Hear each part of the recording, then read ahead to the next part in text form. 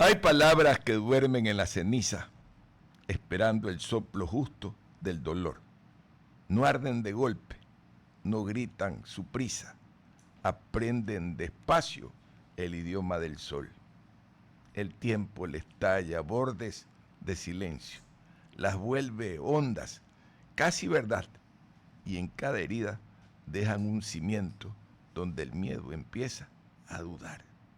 Somos eso, brasas que no se apagan, aunque la noche insiste en caer, memoria viva que se propaga cuando alguien se atreve a creer. Y al final, sin ruido ni alarde, el fuego cumple su misión, no destruir todo, como arde, sino dar forma al corazón. Así que hoy jueves los invito a que ardan sin destruir nada, simplemente ardiendo. Muy buenos días, amables radioescuchas. Reciban el saludo afectuoso de mis queridos compañeros Manuel Murrieta y Doña, ya le iba a decir Astrid, Dios mío, le iba a cambiar. Pero no importa, yo... Laritza Marangoni. Yo, si usted quiere, Ramón, usted me puede llamar como quiera. No le creo. ¿Ah? Sí, Madonna sí. me gusta. Madonna.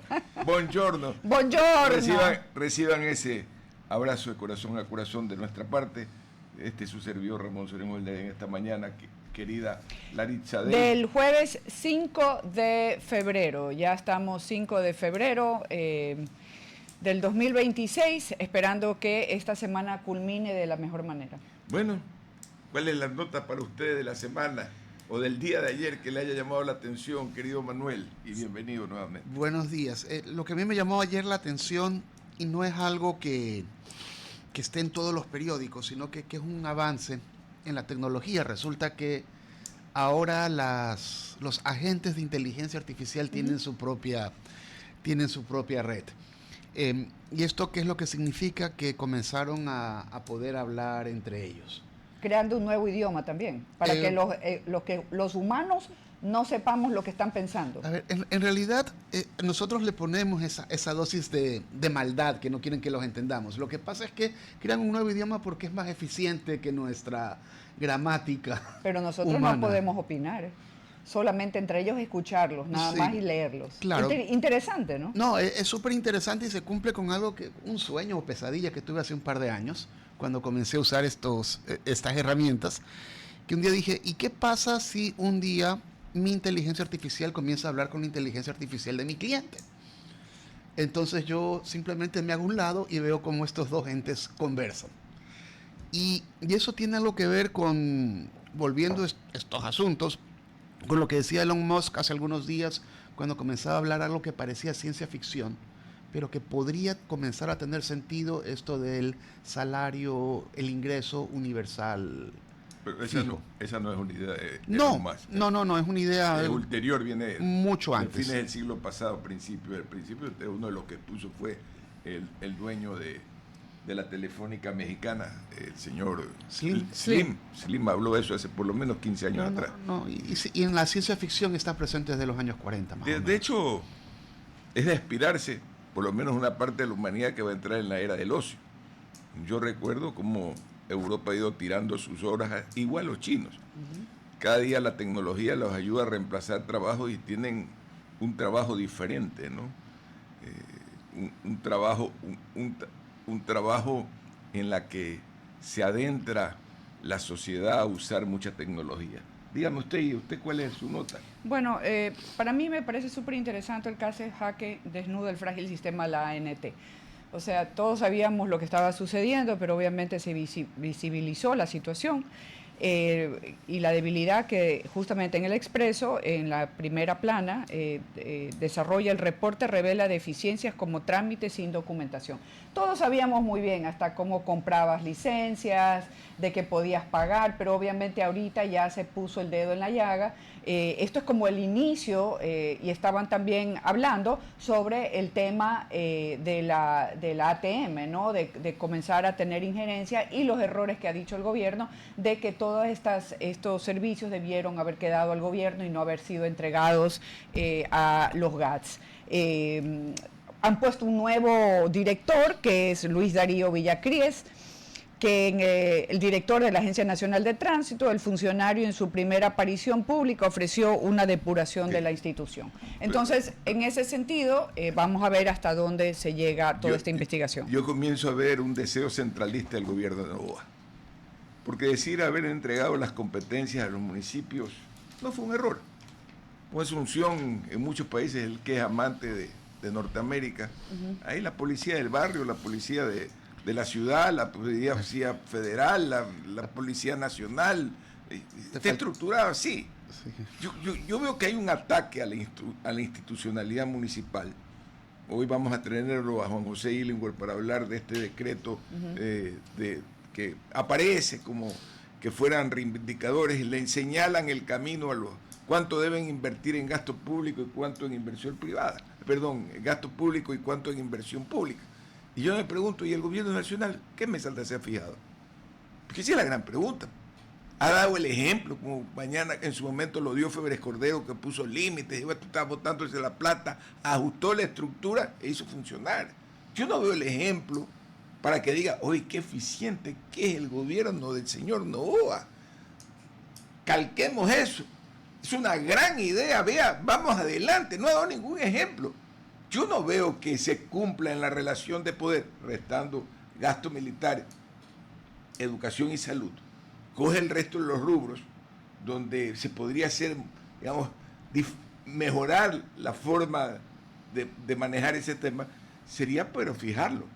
O como tenemos en algunas organizaciones, bueno, pues salario, hay actividades como el turismo, como la salud, la educación, donde el salario es el mayor componente de la estructura de gasto. Sí. Los colegios eficientes están en el 50%, los que son ineficientes superan el 65%. Cuando hay ineficiencia administrativa, cuando se controla, sucede eso. Pero eso es una cosa que hay que analizar. A mí lo que me preocupa es este gobierno, queriendo jugar al recetario, dándole clase de administración al pueblo, cosa que estoy de acuerdo, pero primero aplíquenselo a ustedes mismos. Muéstrenos un indicador de eficiencia. Uno. Si usted me saca un indicador, después 2, 3, 4, diga, caramba, en esto sí podemos confiar. En esto sí se puede generar una confianza. Mi visión, y lo que creo que ha sucedido, y lo conversaremos con el matemático Illingworth, que no sé si... Sí, está afuera. Sí, ya está afuera. Ah, ya está afuera. Que entre, pues, de una vez para conversar con el maestro Illingworth sobre el tema. Háganlo, por favor. Está afuera. Pero ¿por qué no lo hace pasar? No sé. O sea, yo no veo ahí ese tema y Juan José, que entiende este tema, nos va a hablar de ese aspecto. Titulares del Universo hasta que entre el matemático. Hay diferencias de criterios sobre reglas de uso para vehículos eléctricos en el país.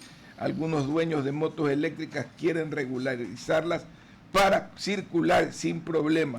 Otros dicen que son juguetes y se oponen a reglas para darle moto a las tradiciones. Vaya, si las motos estuvieran en la casa, en su casa o fuera de, o en su casa adentro, sí es un juguete, pero ya cuando circulan es un riesgo. En Europa hasta las bicicletas personales tienen matrícula, ¿sí? La tienen que tener, es necesario. Pero en fin, estaba conversando que usted venía hoy día, porque realmente estaba hablando, escuchando que el gobierno se queja de que por qué le entregaron a los municipios la competencia del tránsito. Y yo digo, el gobierno de nuevo aparece el reino del centralismo, un neocentralismo, lo poco que se descentralizó lo quiere eliminar, seguramente para tener más control. Así es. Buenos días. Esa es la tendencia. Muy buenos días a todos ustedes, a mi querido amigo y poeta Ramón, que marca con la palabra el nacimiento de la vida del día. Este gobierno, probablemente por la personalidad del presidente, que siempre influye en el estilo de la gestión, un poco el afán de controlar las cosas, ahora se ha metido, entre otras cosas, con el tránsito. Entonces, efectivamente tiene un par de ministros que han declarado que hay que quitarle las competencias de tránsito a los cantones, inclusive dice a las ciudades más grandes, ¿no, verdad? Ya la amenaza es directa y esto es de Ripley, porque estamos viendo que la ANT, la N nacional, siempre que vean la N, pues hay que pensar mal en un monstruo que acapara. Es una institución tan llena de corrupción que está intervenida en este momento que el representante legal en este momento ni siquiera da declaraciones porque está escondido bajo la mesa viendo qué hace para tapar y para ver cómo reordena esa institución que en este momento impide nada menos que la transferencia de vehículos. Uh-huh. Las empresas no pueden vender un vehículo porque la centralización, ¿no verdad?, en la ANT de ciertos trámites que además debieron ser, eso sí, descentralizados, ¿no verdad? Por eso es que la placa funciona diferente que a la revisión técnica. Y uno tiene que esperar meses muchas veces porque es una gestión nacional. Entonces, realmente es el colmo que siendo que las ciudades, especialmente Guayaquil, haya dado ejemplo de cómo manejar las cosas, ahora resulta que volvamos a la tesis de recentralizar una competencia que ha estado funcionando más allá de Durán, Manta, ha estado funcionando bastante bien. Y esto es, como quien dice, un buen prólogo para el tema de fondos, que es el zarpazo que quiere meterle el gobierno central a las finanzas de los gobiernos locales con este proyecto de ley económico urgente que manda el carnaval, un febrero que tiene 28 días, un mes que tiene la complicación del Día de los Enamorados, del carnaval, y el Congreso, la Asamblea, digamos, tendrá que manejar 2 proyectos económicos urgentes con una mayoría especial para negarlo. Está la situación muy difícil, de ahí que he dejado mi tranquilidad laboral para venir a esta radio a defender lo que siempre he defendido, es la autonomía de los poderes locales, porque no es está confundiendo aquí un tema financiero. El gobierno está desesperado por plata, ¿cierto? Entonces ve que tiene la obligación de transferir a los GATS cantidades realmente más o menos importantes, más de 3.500 millones de dólares al año. Y entonces, como no tiene plata, y ha metido la mano pues al Seguro Social, a todo tipo de fondos, ya no de este gobierno, sino ya desde antes de la época de Correa, donde metieron fondos hasta el fondo de los profesores, se lo tomaron, y en este momento manda un proyecto para generar caja. Entonces, un tema político en donde el gobierno local tiene su rol en la Constitución de enfrentar las competencias, estar cerca del ciudadano, atender las necesidades locales, es reemplazado por un tema financiero en donde por falta de liquidez, ¿no verdad?, y porque tienen una caja muy apretada, mandan un proyecto que los arrincona. ¿Por qué? Porque les exige que los gobiernos locales gasten próximamente, casi enseguida, el próximo año, el 60% de inversión, ¿no verdad?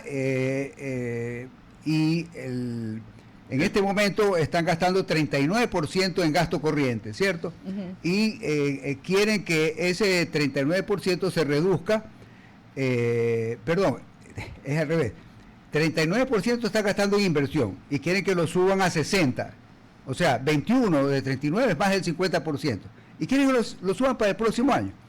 Entonces, eso es imposible. Si es un tema financiero, los bonos se ponen a 2030, 2035, bueno, que le den por último un plazo perentorio de 5, 7 años para que los municipios acojan esta cuestión, que es buena en el fondo, de que los municipios la plata la usen para inversión, efectivamente. La idea teóricamente es correcta, exigirle a los gobiernos locales que gasten bien la plata, pero no arrinconarlos, ponerlos en tan poco tiempo, y sobre todo enseñar con el testimonio, porque si hay un gobierno derrochador que dilapida en gasto corriente, es el gobierno central de turno, no este de aquí. Todos los gobiernos meten en gasto corriente una inmensa cantidad de dinero, y ahora resulta que quieren dar lecciones a los GATS de cómo gastar la plata. Matemático, siguiendo esta línea de tratar de entender lo que pasa. Entonces, lo que tenemos aquí es que tenemos unos gobiernos seccionales que necesitan invertir cierta cantidad de su fondo en inversión y el resto en gasto corriente. y usted mismo acaba de decirnos que conceptualmente eso podría resultar apropiado. Pero parece que en el Ecuador entramos en este discurso de que tenemos buenas ideas, pero las ejecutamos defectuosamente. ¿Cuál es el camino? Porque parece que atacamos la idea y no atacamos el defecto de la idea. ¿Qué se puede hacer? El defecto de la idea consiste en motivar un cambio tan importante como es dejarlo sin plata a los GATS por razones financieras. Ese es el defecto. El concepto teórico está bien de que la plata tiene que llegar a la gente a través de las obras, pero la prueba de que ese no es el concepto central del proyecto es que el gobierno no lo cumple, ¿la verdad? Y todos los domingos vemos la columna de Fausto Ortiz que analiza las cifras y vemos que cada vez le queda menos plata para inversión, casi cero para inversión. Claro. Y la poca inversión que logra hacer, como en el caso de los generadores, sí, ¿no, verdad? Progen, Austral, etcétera, realmente, contablemente, es un gasto que no solamente es un gasto corriente, es un gasto directo a pérdida porque es corrupción puro, generadores truchos. Entonces, ¿cómo puede un gobierno central que gasta y de esa manera ponerse de papá a enseñarle a los gobiernos GATS, ¿no, verdad?, locales, de cómo gastar el dinero? Claro, pero entiendo que son diferentes, ¿cuál es la palabra? Diferentes competencias que se tienen. Y Ramón lo dijo hace un momento cuando lo invocó al principio, diciendo que tendríamos que quitar educación, tendríamos que quitar salud, que son servicios que da el Estado, y estos servicios tienen un altísimo componente de mano de obra, por lo tanto va mucho en sueldos, y esa competencia del Estado está presente en los distintos GATS. ¿Cómo lo organizamos? Bueno, es que el nivel de ser más el sueño de ser más efectivo está demostrado económicamente que todo sector público es mucho menos eficiente que el sector privado para gastar la plata, ¿cierto? Y usted tiene un seguro social con 35.000 empleados, ¿no, verdad?, cuando podía funcionar con 8.000, ¿ya? Y la cantidad de burocracia que tiene, aun cuando den salud, cosas importantes. Aquí con el cuento de que se da educación y salud, se justifica el gasto corriente, pero no es así. Hay que ver cuántos pipones, cuánta gente está creando cosas inútiles dentro del Ministerio de Educación, ¿no?, y dentro del Ministerio de Salud, haciendo una serie de proyectos y una serie de validaciones que no sirven, que no mejoran la calidad. Entonces, el tema de fondo de la administración pública, claro que debería ser más eficiente, pero este no es el caso. Este es un proyecto en que lo de fondo es, a ver, ¿quién maneja la plata? ¿Tú o yo? Entonces, el gobierno que está sin plata, que tiene problemas de caja, ya la vio, de hecho hace muchos meses ya, que Cordes y otras corporaciones conocidas por su trayectoria centralista venían recomendando de que se le eche la mano a esta plata, ¿cierto? Porque es una plata de transferencia que reciben los GATS para cumplir competencias, por si acaso, porque la Constitución actual le da obligaciones a los GATS para que atienda y tiene que tener el dinero.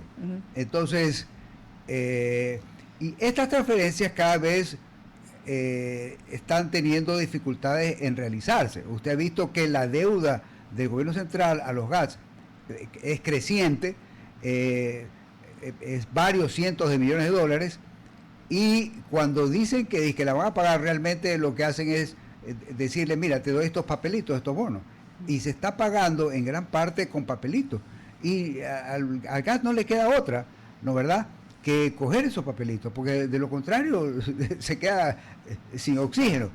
Entonces, en su momento, recordemos que la Asamblea aprobó un proyecto que era espectacular, porque cogía la plata directamente y la devolvía a los GATS sin pasar por la cuenta única, digamos. El SRI la distribuía.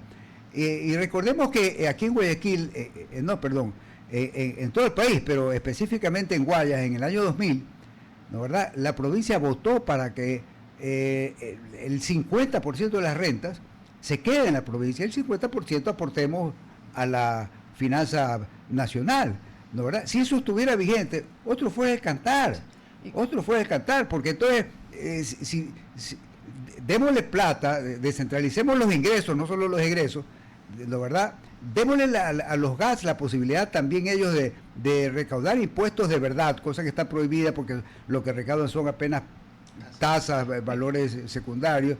Entonces sí es otra cosa.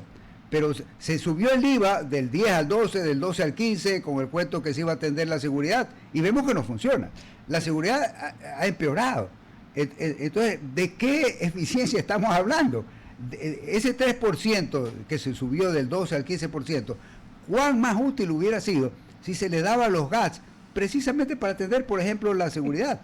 Pero no se está atacando el tema de quién debe ejercer una competencia. Y justamente ese tema también, como Quito, ¿no?, con su alcalde Pavel Muñoz, está incrementando las facturas del agua, y obviamente también acá en Guayaquil, con nuestro alcalde Aquiles Álvarez haciendo las mejoras y incrementando justamente todos los deberes y derechos que deberían los ciudadanos pagar a esas mejoras que se están haciendo en la ciudad. Lo puntualmente es esa independencia, donde usted muy bien sabe que la economía, la mayor economía es en la costa, ¿no? Y mucho de ese presupuesto debería quedarse para poder nosotros acá desarrollar los proyectos necesarios para que una ciudad pueda ser independiente y que pueda también al mismo tiempo tener presupuesto lógico de mejoras y de inversión. El caso de los conciertos, porque ahorita hubo un caso significativo en Cuenca donde se les ha prohibido utilizar dinero para conciertos. ¿Dónde está esa línea, esa frágil línea donde decir qué es inversión y qué es derroche? Bueno, hay una ley orgánica que dispone cómo gastar los dineros públicos, y esa ley es nacional. Y a mí me parece muy bien que se frene este tipo de gastos, porque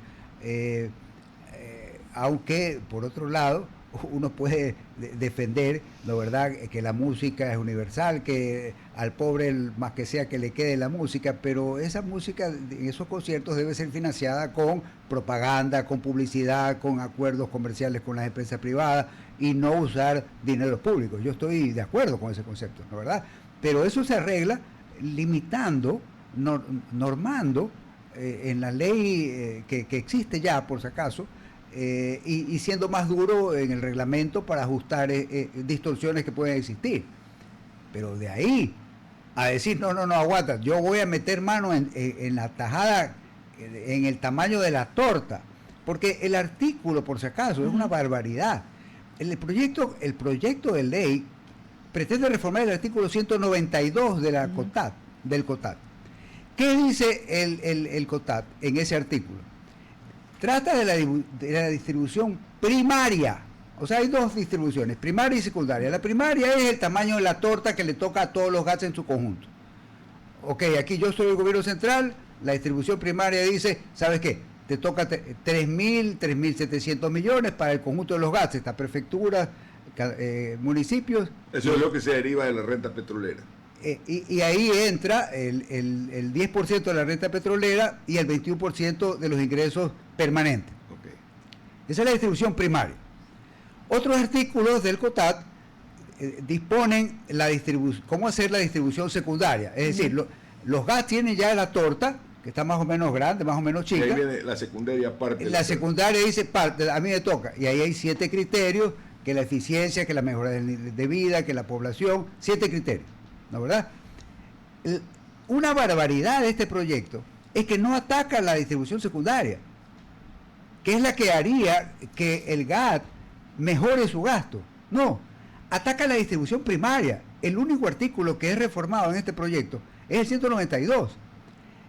Es decir, que el cumplimiento que se espera de los GATS es global. En los considerandos del artículo recoge los 4 últimos años de gasto, recuerda que el último año fue 39% de inversión apenas, y concluye y los amenaza diciendo, usted no cumple 60 en el próximo año, y de ahí 65, y de ahí 70%. Y yo le voy a quitar la tercera parte de la plata. O sea, reforma el artículo 192. Esto quiere decir que si, digamos, San Borondón o cualquier otro cantón se esfuerza O como decía en su momento el alcalde de Nebot, que él gastaba 85% en inversión y apenas 15% En gasto en corriente. gasto. Imagínese usted, una ciudad tan grande como Guayaquil que hace tremendo esfuerzo y que resulta que otras ciudades, ¿no verdad?, gasten distinto. La ley el proyecto de ley que ha puesto solamente va a ver el conjunto del gasto de los GATS. Entonces, si en conjunto hay otras ciudades que hacen que se desbalance el tema, usted se imagina que van a pagar justo por pecadores. Es una barbaridad. Eso es el contrario a toda justicia. La justicia es darle a cada cual lo que le corresponde. ¿Cómo pueden castigar a unos por el desbarajuste de otros? ¿Qué sugiere? El problema ahí está señalado, pero es como es de toda la estructura. El gobierno nacional, como lo dije al arranque, dando clases de administración pública, creo que no está este gobierno capacitado por hacerlo. Como usted señaló, lo que hicieron con el gasto, con el incremento del 3%, fue una locura, una mal uso de los fondos, ¿no? No malversación, se puede entender mal. Y yo le pregunto, ¿qué le sugiere al gobierno, a quienes quieren legislar este tema, que lo hagan? A ver, la solución más sencilla es lo que hace todo deudor que gasta más de lo que tiene, patear el problema para adelante. Es decir, en vez de poner la camisa de fuerza para el 2027, el próximo año, 28 y el 29 ya el 70%, poner por lo menos 5 o 6 años más para que los municipios acojan esto. ¿O no será, si hoy día está un municipio en 70 de gasto corriente y 30 de inversión, hacer un planeamiento para que anualmente vaya reduciendo 5 o 10% hasta llegar a un objetivo determinado? Tendrían que planificar ese, o sea, no decir patear un problema como la deuda externa al 35 para pagar intereses 3 años y después volver a renovar. Me refiero a lograr un objetivo de administración eficiente. Es que si hay un plazo mayor, ¿no verdad? Y el problema de los GATS es que no tienen cómo financiar ese gasto corriente, esos empleados que han ido probablemente algunas veces por razones políticas creciendo los empleados o los gastos corrientes ineficientes, pues tendrán el tiempo para ir, ¿no verdad?, en ese pateo para adelante, reformando, arreglando esto, buscando otros ingresos, ¿no verdad?, para que en conjunto, buscando hacer otras obras, para que en conjunto cuadren las cuentas, ¿no verdad?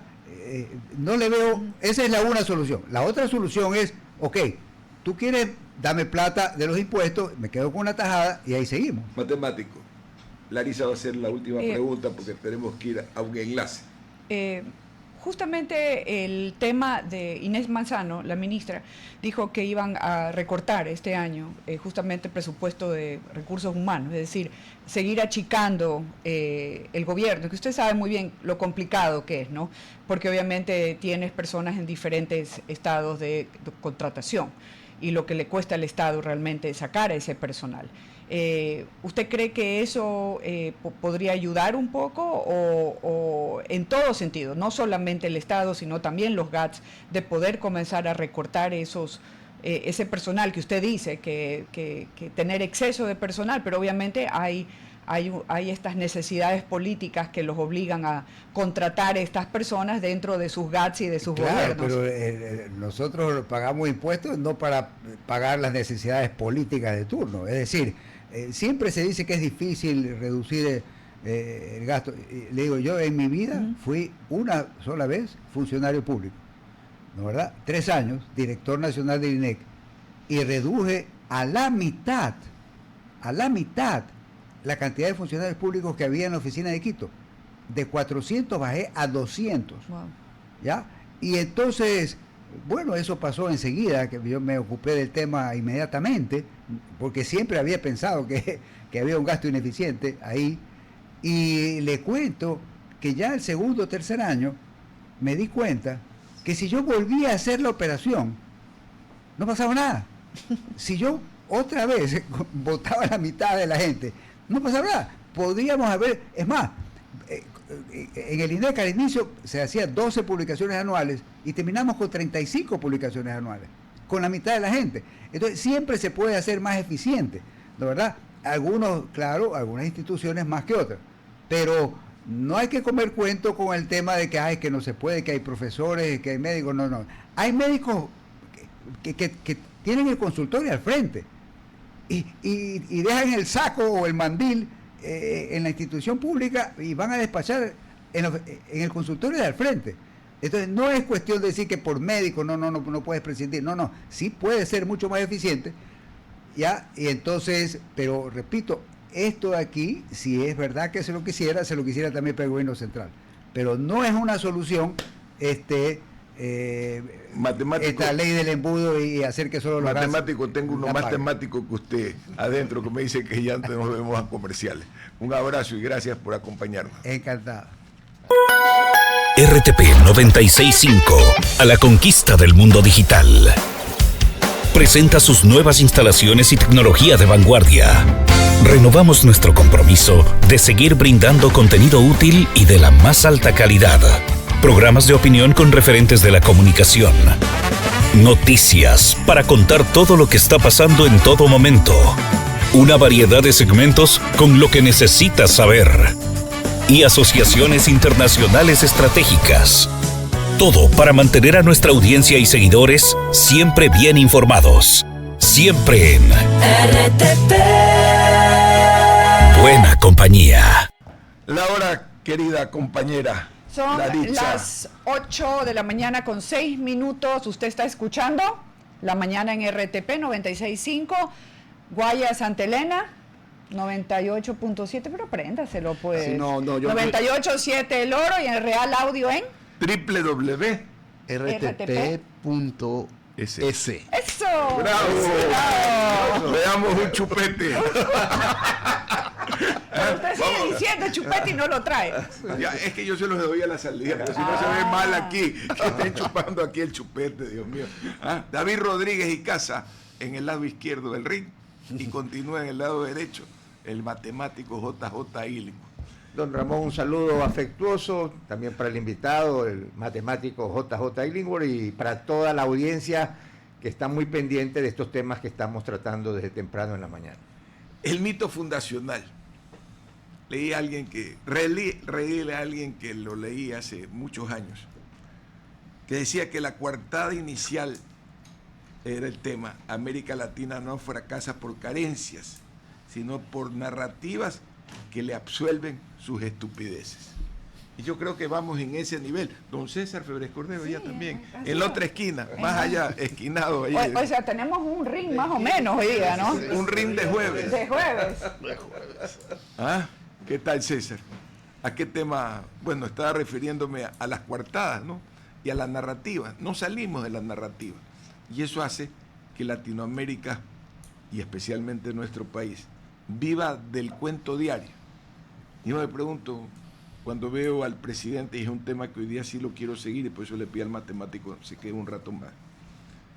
¿Qué cuento puede haber cuando alguien que representa la costa quiere o pretende centralizar nuevamente las funciones de la TEM?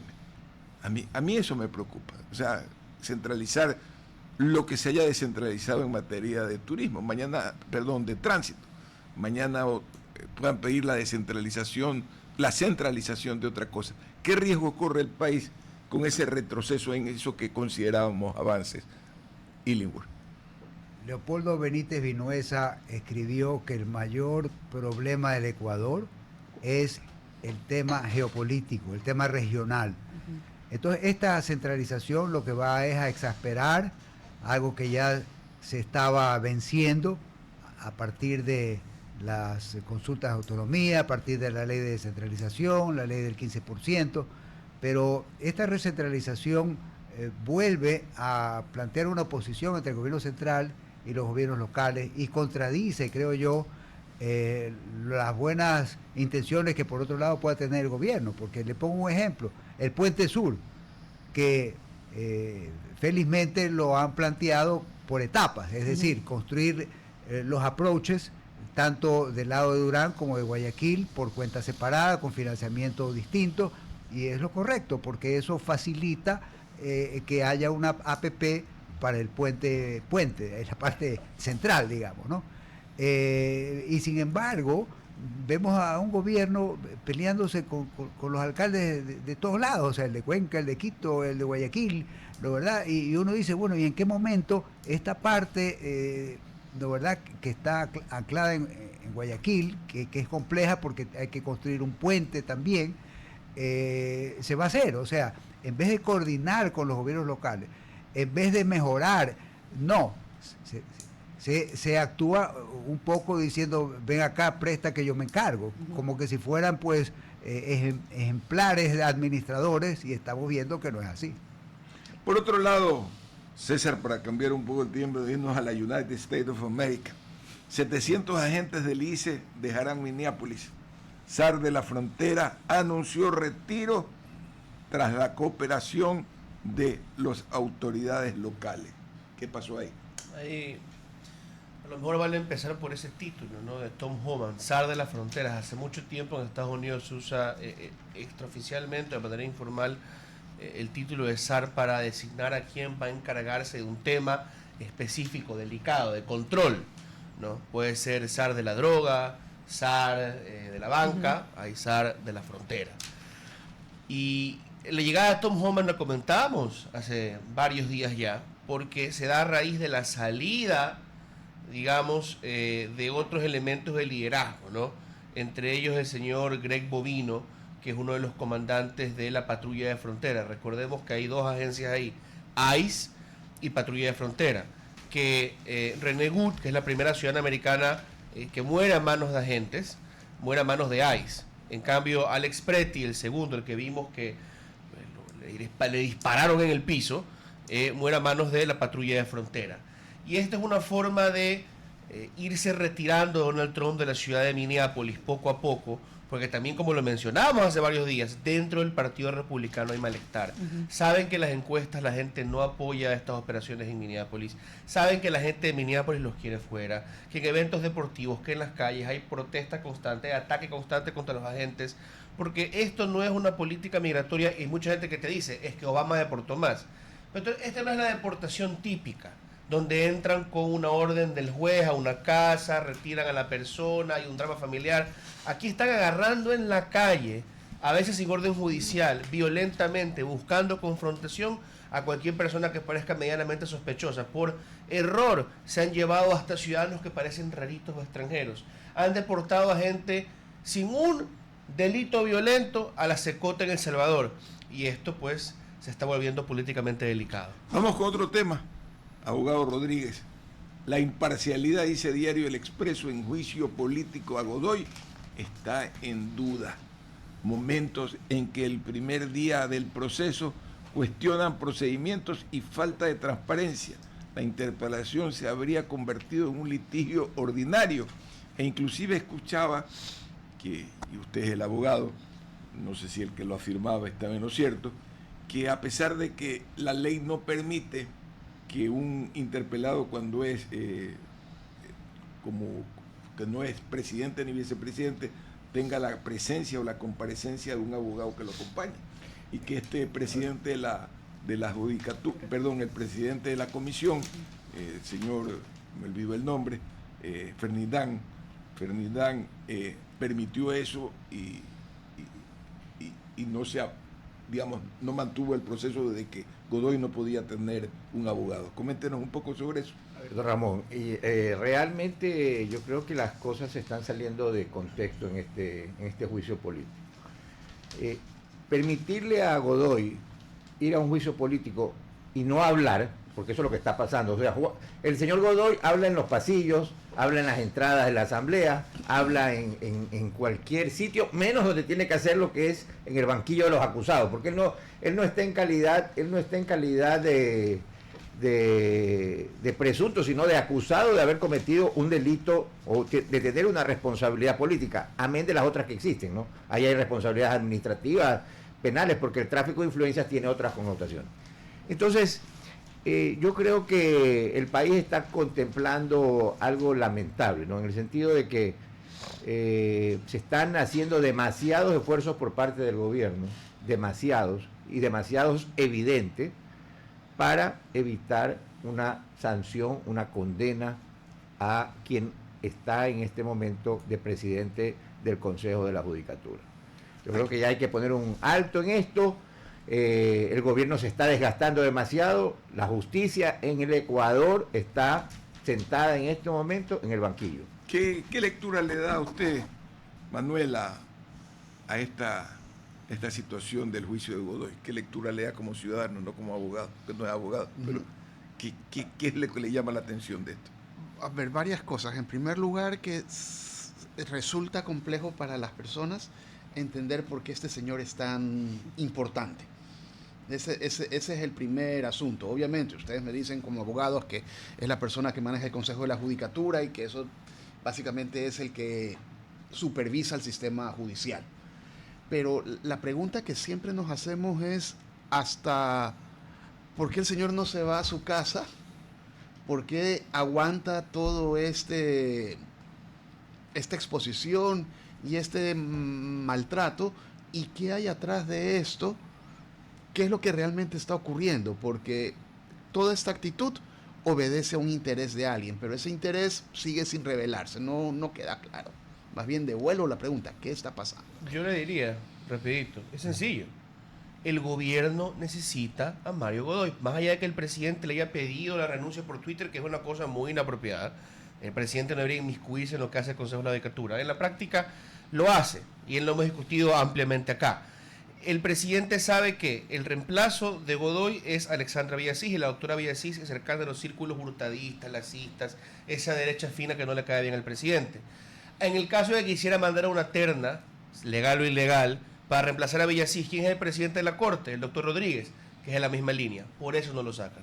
Pero no soy yo por si acaso. El doctor Rodríguez, pero el de Quito, claro. No el de Guayaquil.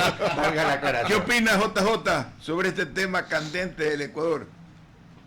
Es una vergüenza realmente que solape a Godoy. ¿Quién está detrás? Uno lo puede deducir, intuir. Hay mucha tinta sobre el tema que apunta a que está cumpliendo un rol. Hay determinados juicios muy importantes que están en curso, ¿no verdad? Entre ellos con el alcalde de Guayaquil, que están ligados a esto.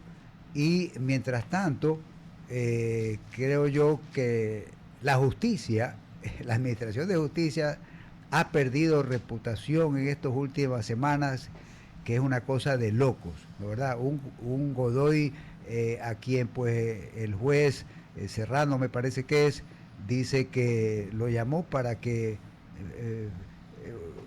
falle a favor de un narcotraficante de los peores, ¿no verdad? Entonces, cuando vemos que la esposa era defensor de su fulano, cuando vemos que dicen, no, yo ya había salido, pero realmente quien recibía la correspondencia era alguien de su oficina. Entonces, por Dios, esto no es cualquier cosa, pues. Esto no es un fiscalito por ahí de cantón, pues esto estamos hablando de una autoridad nacional, ¿no verdad? Entonces, ¿qué hace? ¿Cuáles son las fuerzas que lo mantienen, por favor?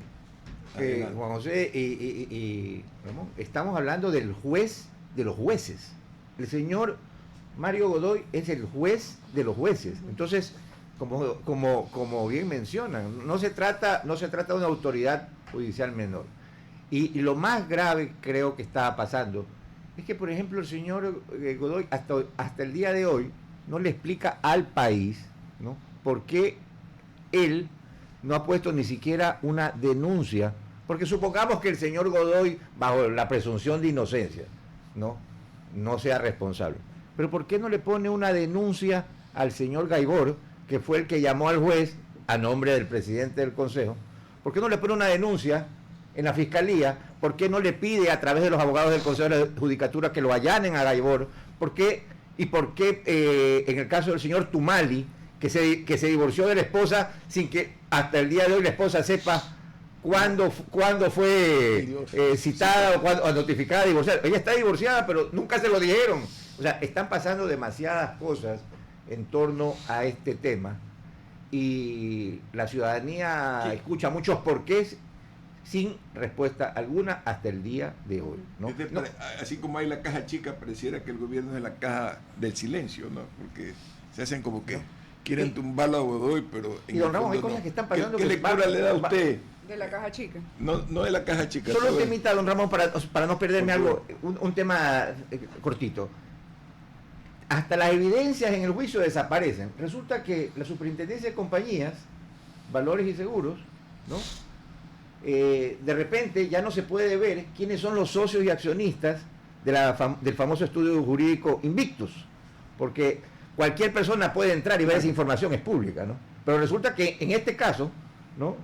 De repente ya nadie puede acceder a esa clase de información. Terrible lo que está pasando. Perdón, Ari. ¿Qué hizo? Bueno, o sea, para mí, o sea, el asunto es que tiene demasiada información, sabe demasiado, y obviamente si Se los advirtió. se los advirtió. advirtió. Entonces, yo creo que es más sencillo de lo que podamos nosotros analizar. Es mucho más sencillo y es demasiado obvio lo que está pasando y que va a involucrar a más personas. Este es el comienzo. Su actitud también de Godoy al entrar a la asamblea, a ver, ustedes lo vieron, ¿no? Cómo entró. Como realmente dueño de casa, sabiendo que tiene una mayoría que lo va a defender. Cero miedo, cero miedo. Y para mí eso es muy preocupante porque obviamente hay demasiadas cosas oscuras dentro de su continuidad. Yéndonos para Venezuela. Alex Saab. ¿Se acuerdan de Alex Saab? Sí, debe millones al Ecuador, se hizo de todo. Y el otro multimillonario que ayudaba a saquear a Venezuela, Delcy los metió en el helicoide.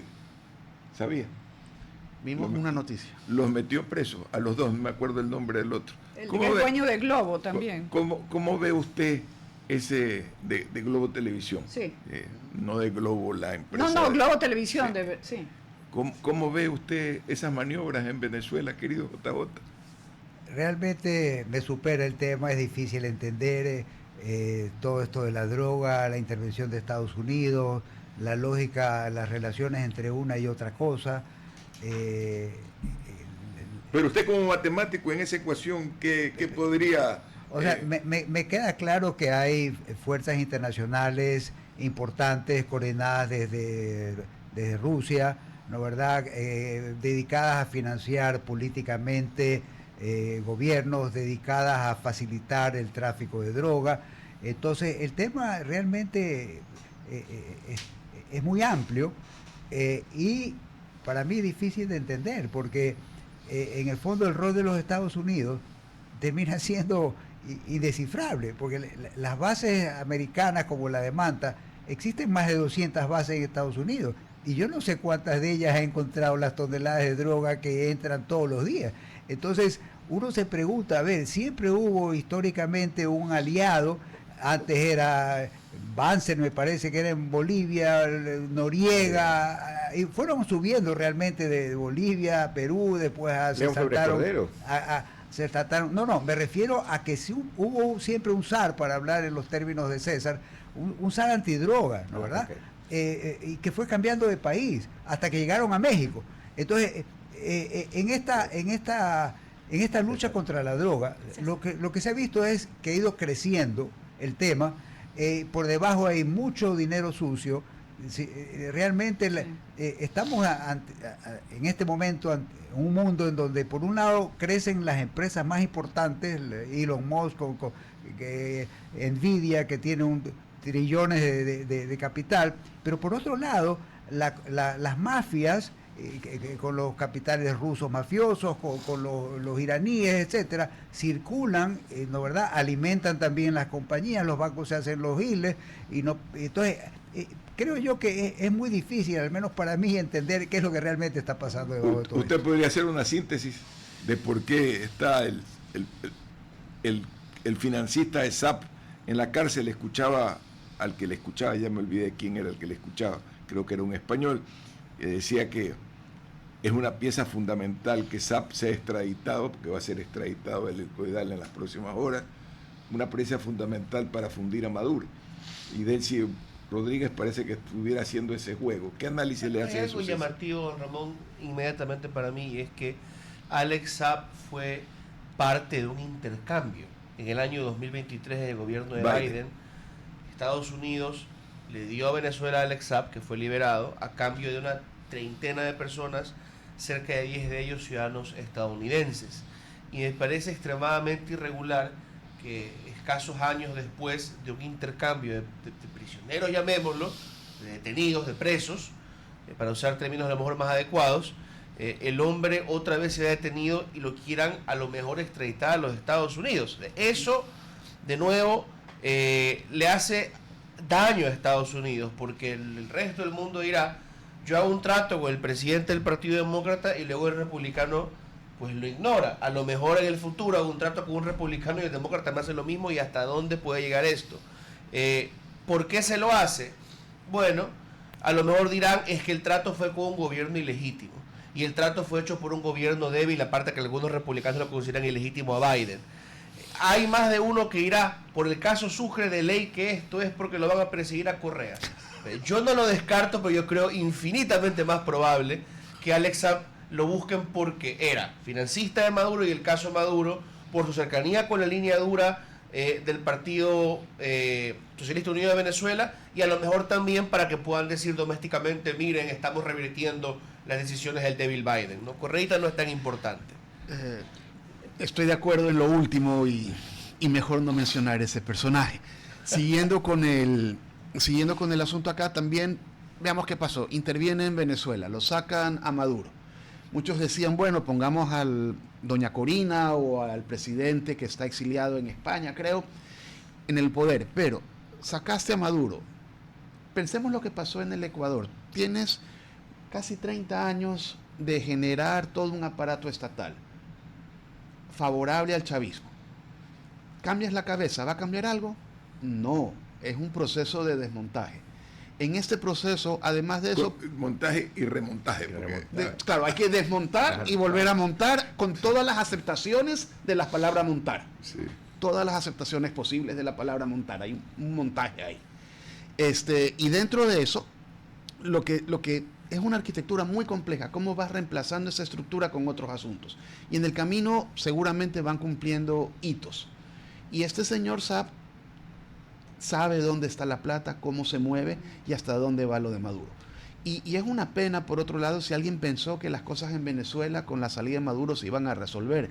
Yo creo que lo que han generado es un caos más grande, y dentro de ese caos más grande, quién sabe cuánta gente está haciendo fila para jurarle lealtad a Trump para quedarse con ese botín. En ese sentido, y este es un meme que está circulando mucho estos días, ¿no? Cuando ya le preguntan a los venezolanos, ¿saben quién es el libertador de Venezuela? Ya no dice Simón Bolívar, sino Donald Trump. creo que en este momento ya las cosas están totalmente fuera de control. Y lo que decía don Ramón es importante. Desmontar más de 20 años de chavismo no es como soplar y hacer botella. Yo creo que hay un proceso, porque si no, ese país va a entrar en una guerra civil, ¿no? No sé si se va a evitar ese proceso de enfrentamiento social. Si no hay pan, vamos a ver qué pasa. Si tú generas una expectativa de transformación, llegaron los yanquis y no hay la inversión, no existen las cosas que se esperan, eso termina fortificando la revolución y el proceso. Pero sí es interesante conceptualmente para mí, primer caso de extirpación quirúrgica, ¿no? ¿Verdad? Es donde han extraído casi como esas cirugías que hay ahora, laparoscópicas, ¿no? ¿Verdad? Donde extraen lo succionaron, yo creo. Es un modelo interesante. Y hoy día escuchaba al mismo chismoso español, que me olvido el nombre, Barroso. Barroso, lo escuchaba que decía que había, no era él, era el otro chismoso, Bailey, que decía que han ido, a ese siempre hay que andar con cuidado porque es semi bien informado, no es del todo bien informado, se emociona, ya siente que Cuba se va a transformar en algo diferente, y dice que se han reunido en México con el hijo de Raúl Chávez, de Raúl Castro, y que ya han llegado a un acuerdo porque les dijeron, si no hacemos ese proceso de extracción, lo sacamos del poder, así que mejor arreglemos ahora con ese empoderamiento que tiene hoy día Estados Unidos de decir, mira, yo te puedo sacar así nomás, te succiono y se acaba el problema. Un pólipo. Un pólipo. Era un pólipo, así es. Pero ¿sabe qué? A mí sí me molesta mucho porque el robo del Ecuador siempre queda en nada, ¿no? Alex Saab hizo exportación de casas prefabricadas a Venezuela como 460 millones de dólares le sacó al Ecuador, después usó el sistema del Sucre, la sobrevaloración de esas exportaciones y o sea, estamos hablando de millones. Pero el perdedor ahí no fue Ecuador, fue Venezuela. Al que le robaban los dólares era Venezuela. Sí, pero ¿quién se beneficiaba? Porque de todas pero maneras... la pérdida no fue en el Ecuador, la pérdida fue en Venezuela. No sé. Es en la época de Correa, estamos hablando de 2007 al 2017. Conozco perfectamente el caso, involucraba a la mitad del a una parte del empresariado guayaquileño que le vendía, embodegaban y luego exportaban. Pero ahí el perjudicado es, ¿cómo se llama? Venezuela, que perdió muchos dólares en sobrefacturación. Más bien quedó algo de dinero en el Ecuador. Es al revés, o sea, no es que podemos perseguir a Alexa porque no generó un perjuicio.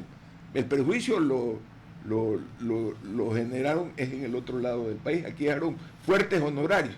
Inclusive alguien que maneja el fútbol en el país se forró de plata y pudo dedicarse solo al fútbol. Y cuando le preguntaron cómo había llegado esa plata a sus bolsillos, ¿no?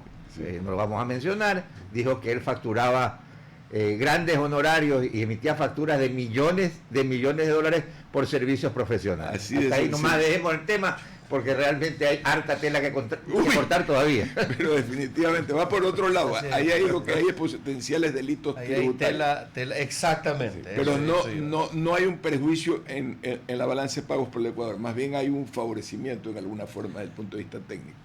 Yo le quería decir, don Ramón, Trump está hablando de Cuba ahora, ¿no? Y hay que ver que hay varios actores en ese gabinete. Trump se deja influenciar por distintas personas en distintos momentos. Sabemos que Marco Rubio quiere ir por el cambio de régimen duro en Cuba, pero Trump primero dijo hace unos días que ha hablado con los líderes cubanos tratando de negociar, ¿ya? Él también habló con Maduro, él se frustró con Maduro, le ofreció una visita a Maduro a Estados Unidos que nunca se dio. Y mire el caso de Petro, que obviamente es distinto, cómo una visita amistosa puede solventar los problemas. Entonces, ojo que Trump, de nuevo, quiere buscar una salida barata a este problema, a lo mejor demasiado barata para el gusto de Marco Rubio. Uno, repito, no habla con los líderes de un gobierno ilegítimo tan amistosamente. Pero encima de eso, ahora ha dado nuevas declaraciones diciendo que él quiere resolver el tema de Cuba para que muchos cubanos en Estados Unidos regresen a Cuba, para lograr una remigración. Entonces, yo solamente insisto, aquí en Latinoamérica proyectamos nuestros deseos de democratización con intervención estadounidense, cuando el líder en los Estados Unidos está pensando en otros términos, la droga, el migrante, y en el sentido de cómo eso me ayuda a mí a ganar votos en Estados Unidos y no tanto en el fin del régimen, de los regímenes castrochavistas de la región. Miren cómo sí. Nicaragua está, el señor Ortega, los señores, esposo y esposa Ortega, con la cabecita abajo y no les dan un tiro. Ni medio tiro. César, una pregunta. En el artículo de hoy, me parece, ¿no? ¿Verdad? Petro llegó antes. Uno podría entender que el presidente del Ecuador ha llegado después. ¿Cómo es la cosa? No entendí bien. Claro, digo que Daniel Noboa llegó a la Casa Blanca. ¿En serio? Decía, claro, entre un libro del Art of the Deal, que se lo firmaron a Petro, y una bolsita de café y una bolsita de chocolate que le regalaron a Trump.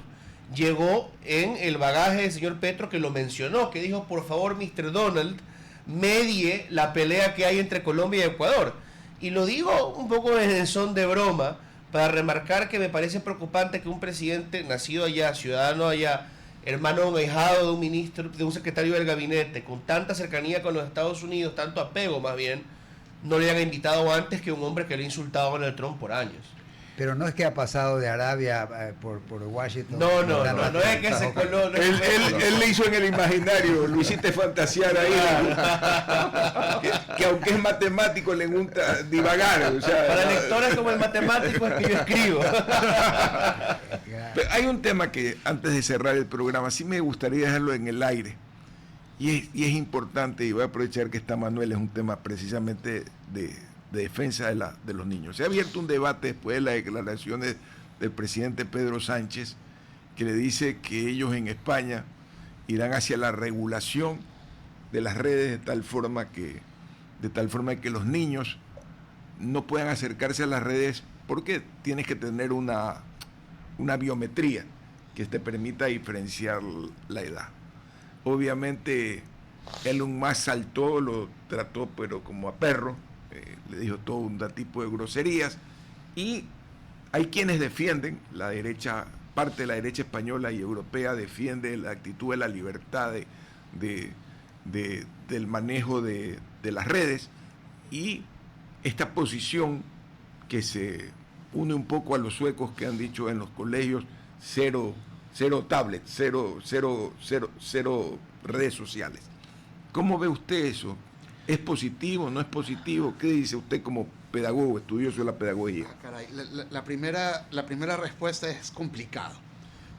Sabiendo que es complicado, vamos a ver dos cosas. Efectivamente, tenemos por un lado la ubicuidad de lo digital el día de hoy.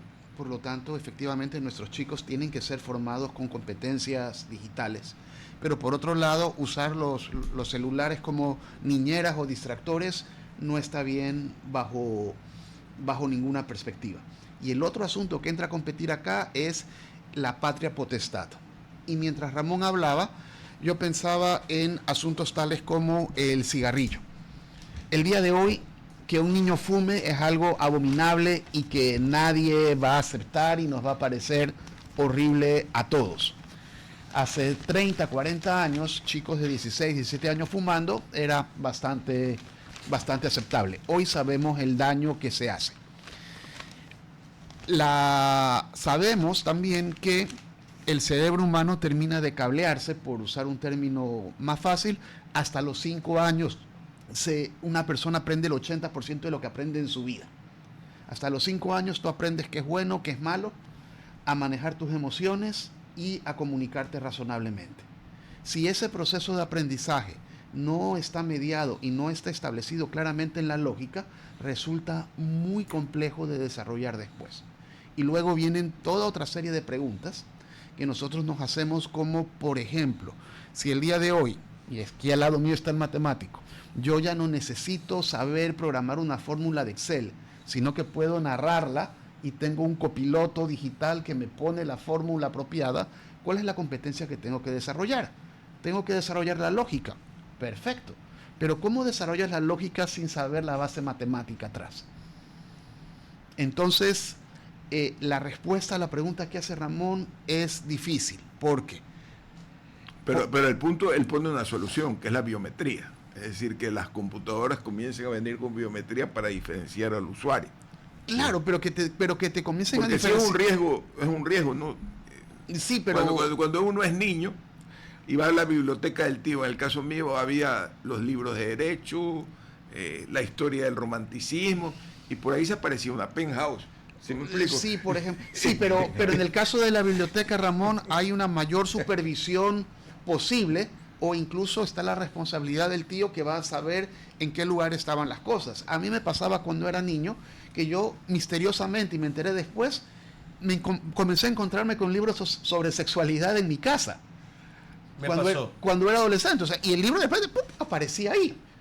Alguien lo dejaba, después me di cuenta que tenía unos angelitos guardianes que no se atrevían a conversar sobre el asunto, pero te ponían información válida en su momento. Brevemente, don Ramón, su amigo, mi tío en paz descanse, Gonzalo Loyola, me regaló una caja inmensa de libros. Yo tenía máximo 10, 11 años. Mi amigo querido. Y se le habrá escapado, estoy seguro que se le habrá escapado, por accidente, un libro que voy a censurar el título: Vida íntima de los dictadores del siglo XX. La palabra no era íntima, ¿no? Ya se imaginarán de qué era el libro. Entonces yo leía tantas cosas que me había regalado mi tío Gonzalo, y finalmente encuentro eso y yo en mi inocencia lo empiezo a leer. No lo entendí hasta unos 5 años después, que ya vi hacia atrás y dije, Dios mío santo, ¿a qué estuve expuesto? Vamos a este planteamiento, ¿no? ¿Quién le pone, y ya nos vamos a comerciales, creo que dejo el tema para otro rato, pero quién le pone el cascabel al gato? El poder de los multimillonarios como Moss son un peligro para la humanidad, porque dependemos de su temperamento. Una persona que tiene exactamente, su valor de fortuna es exactamente 8 veces el Producto Interno Bruto del Ecuador, no la formación de capital. O sea, ya tiene formado un capital que es 8 veces más grande que el Producto Interno Bruto del Ecuador. Y en paralelo de la formación de capital del Ecuador, ha de andar por 10, 20 mil, 50 veces más la formación de capital del Ecuador, manejando el mundo, inclusive más grande que algunas economías europeas, de países mucho más pequeños. Es realmente hay que preguntarse, ¿quién le va a poner el cascabel, el gasto a estas tecnofortunas que ponen en peligro la seguridad voluntad? Porque estaríamos orientados por su voluntad y no por una voluntad democrática. Vamos al corte comercial. Mis compañeros continúan. JJ, que me va a invitar a un café, y yo nos retiramos. Un abrazo. RTP 965, a la conquista del mundo digital. Presenta sus nuevas instalaciones y tecnología de vanguardia. Renovamos nuestro compromiso de seguir brindando contenido útil y de la más alta calidad. Programas de opinión con referentes de la comunicación. Noticias para contar todo lo que está pasando en todo momento. Una variedad de segmentos con lo que necesitas saber. Y asociaciones internacionales estratégicas. Todo para mantener a nuestra audiencia y seguidores siempre bien informados. Siempre en RTP. Buena compañía. Muy buenos días, retomamos la conversación. Manuel, por favor. Ok, bueno, estamos retomando la conversación y volvemos al tema. Creo que el doctor Febres Cordero tenía algo importante que decir. Sí, yo ayer en el Universo leía que en Fiscalía, acá en Guayaquil, les han instruido a los agentes y a los funcionarios llevar mascarilla. En parte por el miedo al contagio de las personas que salen de la cárcel 1 del Guayas, es decir, de la penitenciaría del Litoral, entre otras cosas por la tuberculosis, doctor Rodríguez. Yo creo que eso es algo que ya, como advertíamos hace un tiempo, está saliendo de la cárcel, que ya de por sí es malo que esté en la cárcel, y ya está entrando a afectar, digamos, al resto de la ciudad de Guayaquil, de la sociedad. ¿Qué opinión suya merece esto? Creo que lo dijimos en una ocasión anterior, y es preocupante porque estamos retrocediendo en ciertos temas, ¿no? ¿Dónde están los derechos humanos de los derechos humanos de los presos? ¿Dónde están los derechos humanos de los familiares de los presos y los derechos humanos de jueces y fiscales? Sí. De acuerdo. Bueno, y no solamente, nosotros tocamos ese punto hace bastante tiempo, algunas semanas atrás, con don Ramón, justamente el tema de la necesidad que la tuberculosis no se expanda a situaciones ya críticas, y que sí es un tema de emergencia de salud, es un tema que se tiene que tratar de solucionar, porque no solamente son las policías de las cárceles que están en contacto con estos presos, sino también los familiares, y los ponen todos en un solo pabellón, que es peor todavía. Entonces, realmente no hay un protocolo usado de una manera apropiada para un control, y tienen que cercar esta situación, pero no lo hacen.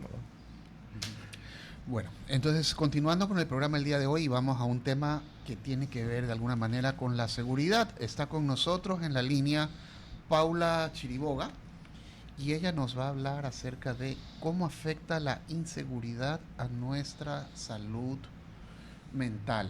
Qué interesante tema, doña Paula, bienvenida. Y la pregunta es esto, ¿hay alguna relación entre inseguridad y salud mental? Muy buenos días y gracias por el espacio. Totalmente. Y el país, Ecuador, vivimos en una crisis emocional, y las cifras así lo demuestran, ¿no? El 2025 cerró como el año más violento de la historia, y permítanme leer la cifra de 9.216 homicidios intencionales. Y lo que va del 2026 no es la excepción. El ECU 911 ha registrado durante este primer mes la atención de 267,000 alertas de emergencia, en su mayoría por violencia intrafamiliar. Entonces, ¿qué es lo que estas cifras nos demuestran? Es que vivimos en un país de tensión, en un país no solamente, y hablaremos un poco más adelante del tema del crimen organizado, pero una sociedad que está irritada, y lo vemos en los cruces de los semáforos, en las atenciones quizás en algún centro comercial, si no te atienden rápido, si no pasas el semáforo apenas la luz se puso verde, enseguidita hay el pito, es decir, buscamos que las personas hagan lo que nosotros queremos y somos muy poco empáticos, y eso se demuestra. Lamentablemente, estas cifras alertan mucho a los jóvenes, que son los más afectados. Niños, niñas, adolescentes y jóvenes. El dato es preocupante en el tema de salud pública. Una pregunta. ¿Y qué preocupa? La pregunta es, antes de continuar, usted habla de salud mental y cómo está afectada a las personas. Y efectivamente, por un lado tenemos estas cifras que están registradas con indicadores claros sobre la violencia, sobre hechos delictivos, etcétera. ¿Tenemos en el país algún tipo de dato sobre la salud mental de las personas? Totalmente. En el año anterior, el 46% de los trabajadores ecuatorianos que se acercaron a cualquier atención sea pública, o sea el IES, algún centro de salud, el 46% registró problemas de salud mental, siendo la depresión y la ansiedad los principales diagnósticos. No olvidemos que la OMS, lo que antes estaba catalogado como un síntoma, hoy ya es considerada una enfermedad. Como les digo, la depresión y la ansiedad. Entonces, ¿qué es lo que estamos viendo? Estamos viendo seres humanos, niños, adultos, personas de la tercera edad, con cero inteligencia emocional. Es saber manejar y gestionar de la manera adecuada nuestras emociones. Y las emociones previamente nacen de un pensamiento. Entonces muchas veces queremos decirnos, no sientas esto, no te enojes. No es no sentir, es que primero viene en un pensamiento. Y les ponía el ejemplo del cruce en el semáforo. Si alguien ya pone el semáforo en verde, yo necesito pasar, no necesito colgarme en el pito, sino puedo hacer alguna señal de pipi para que la persona avance. A veces, como en unas entrevistas me decían, pero la gente se queda colgada en el teléfono o no está pendiente del cruce del semáforo. Sí, vivimos hoy en una sociedad tremendamente acelerada y conectada, pero emocionalmente estamos completamente desconectados. Pero Paula, buenos días, le saluda el doctor David Rodríguez. Mucho gusto. Un poco complementando lo que usted dice, que con lo cual estoy totalmente de acuerdo, estos temas de ansiedad, estos temas de depresión que están afectando a la sociedad ecuatoriana y al mundo también, ¿no? Pero también hay un tema que lo hemos analizado en otro contexto, no en el contexto de salud mental como estamos ahora haciéndolo, y es el constante temor, el miedo en el que vivimos los ecuatorianos, ¿no? Que nos impide hacer una vida normal, ¿no? Que nos impide salir, que nos impide compartir, ¿no? ¿Cómo usted cree que está afectando este tema de seguridad? ¿Estamos viviendo en una sociedad del miedo? Y eso es saludable, que los gobernantes no hagan nada para que recuperemos la confianza y no el valor, sino dejemos de tener miedo en lo que vivimos día a día. Totalmente. Muchas gracias, doctor, por la pregunta. Creo que eso es evidente y lo sentimos, como bien usted dice, el irnos a un restaurante ahora con el miedo de que entren a asaltar o vamos en el vehículo. Sí. ¿Y esto qué nos genera? Aún más ansiedad. Pero esto viene mucho más profundo. ¿Qué es lo que está pasando? ¿Por qué en nuestro país el crimen organizado, el narcotráfico ha tomado tanto lugar en nuestra sociedad? Venimos de seres humanos quebrados, estamos heridos y una persona herida solamente puede herir. Y esto viene desde la niñez. Vemos las cifras de cuántos divorcios hay. Yo veía el otro día una cifra que en el Ecuador el año anterior hubieron más divorcios que matrimonios. Entonces, ¿qué es lo que está pasando con la institución familiar? ¿Qué está pasando con mamá, papá, cuidadores? ¿Qué es lo que están haciendo? ¿Cómo estamos enseñando a nuestros hijos a actuar frente a una situación? Ahora es viral lo que ha pasado en el 2024 con el asambleísta y la esposa, de cómo reaccionan ante la detención de su hijo. Yo no cuestiono si es que uno debe o no defender a un hijo, está bien. Y más aún las mamás, siempre se dice que actuamos como osos. Pero ¿cuál es la actitud que estamos haciendo? No es la forma. Perdón, no es el fondo de defender a un hijo, sino la forma en la que estamos haciendo. Y cuando el día de mañana nosotros como padres y siendo la primera imagen de nuestros hijos de respeto a la autoridad, no respetamos a la autoridad, ¿qué tipos de hijos estamos creando? Si no permitimos que se respete a personal de las Fuerzas Armadas, yo mañana como papá no puedo exigir a mi hijo que me respete. Entonces, es cuestionarnos qué está pasando como sociedad. Y el crimen organizado, cuando vemos familias disruptivas, cuando vemos familias que han sido quebrantadas, un padre alcohólico, una mamá con adicciones, violencia interfamiliar, no hay una estabilidad económica, todo esto, ¿qué es lo que genera? El crimen organizado aparece como una oferta de pertenencia, poder y validación. Y muchas veces se dice que la gente busca el dinero fácil. Yo les digo sí y no, porque previo a buscar el dinero fácil buscamos tener pertenencia. Todos los seres humanos, por más que digamos y suene trillado el amor, necesitamos sentirnos amados, amados por los padres, amados por los hermanos, amados por los amigos, después la pareja. El amor es lo que nos marca. Entonces, cuando eso se ha quebrantado, y alguien nos acerca y nos dice, no, nosotros ahora somos tu familia y tienes que hacer esto y esto y esto y te doy algún tipo de poder y encima más te pago, eres una presa fácil. Ok, Paula. Porque Esto, o sea, está súper interesante esto. Entonces, tenemos claro que es un asunto de relaciones. Y si nosotros hacemos una pirámide entre la persona, la familia y la institución, nosotros lo que usted nos está proponiendo es que la base de esto está en las personas y cómo las personas gestionamos nuestras emociones.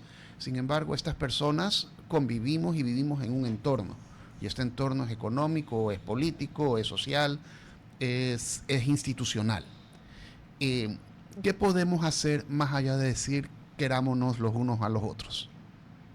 Es que no es fácil. Exactamente, porque nadie nos enseñó. Nunca nos han enseñado desde pequeños a manejar nuestras emociones.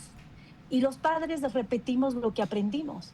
Entonces, ¿qué es lo que yo invito? Si bien hay un anhelo en mí de que el día de mañana Ecuador ponga en la malla curricular la inteligencia emocional como una materia, Finlandia ya lo hace. Y hay varios países de Europa que ya lo hacen. Ok, paremos ahí un ratito. Sí, ahí... Pero paremos ahí un ratito. Usted me dice, pongamos en la malla curricular inteligencia emocional. ¿Cómo lo ponemos y quién está capacitado para capacitar a otros en eso? Yo creo, y lo veo como que el Estado está perfectamente, es cuestión de ser conscientes de esta necesidad. Está bien, yo no voy a juzgar si está bien que creen más cárceles y ampliemos más lugares para detenidos, sino tenemos que ir a la raíz. Y la raíz está acá, en la niñez, en la adolescencia, en los padres de familia. Entonces, el rato que tú como padre empiezas a aprender de la inteligencia emocional, que cuando tú me preguntabas del tema de cómo puedo amar si no amo, o no he sido Yo sé amado, que esta puede ser una pregunta muy compleja, real. estimada Paula, pero creo que la pregunta de mi colega ya por este lado y la comparto.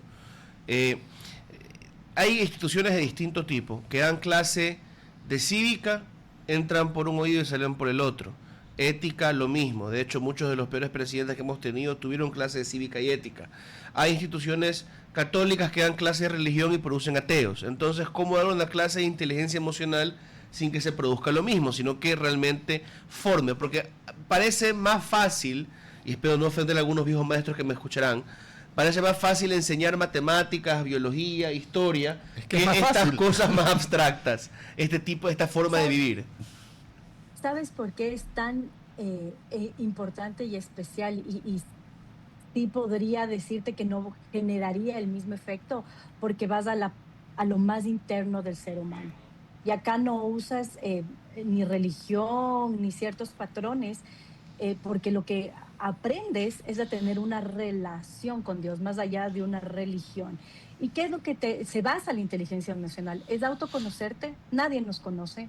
Es más, nosotros decimos o creemos conocernos, pero no sabemos nuestras limitaciones, nuestros, ¿cómo se dice esto? Cuando tú quieres decir, esto sí aguanto, esto no aguanto, tus negociables, tus innegociables es la palabra, y porque no nos enseñan, a ver, ok, yo Paula soy una persona y me defino. y esto de acá que soy impulsiva no me gusta mucho, ok, pero lo veo, lo estoy reconociendo, no nos describimos.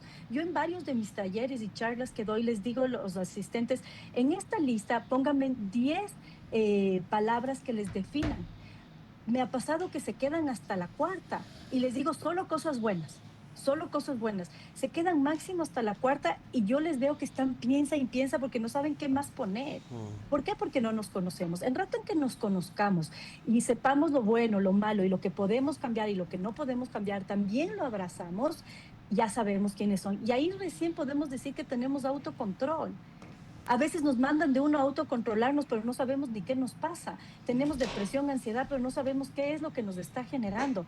Después del autoconocimiento, autocontrol, viene recién autoestima. Recién me amo y me acepto como soy. Y una vez que me amo y me acepto como soy, puedo amar y aceptar al resto. Entonces, si estoy en el semáforo, en vez de colgarme el pito, puedo decir y enojarme, y el que me pica, me bajo y le quiero agarrar a una gresca callejera, le digo, uy, el señor capaz está apurado, tiene alguna emergencia, le doy paso, me vuelvo más empática, soy una ciudadana socialmente empática porque me amo y puedo amar. Para cerrar, estimada Paula, porque ya nos están haciendo señales de humo, tenemos que ir al corte.